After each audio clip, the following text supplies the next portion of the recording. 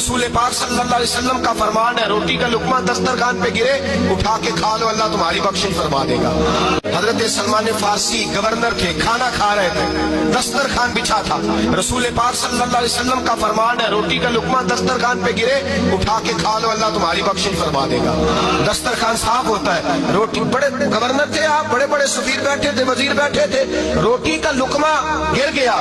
آج تو لوگ فیشن میں عزت ڈھونڈتے ہیں نا، وقار ڈھونڈتے ہیں کہ میں جدید دنیا کے ساتھ مل جاؤں۔ دیکھو عزت کس بات میں، حضرت سلمان فارسی روٹی کھا رہے تھے، سفیر وزیر نہ جانے بڑے بڑے لوگ بیٹھے تھے، کھانا کھاتے کھاتے لقمہ گرا دسترخوان پہ، حضرت سلمان فارسی نے سمیٹا، منہ میں رکھا، پھر انگلی مار کے دسترخوان صاف کیا۔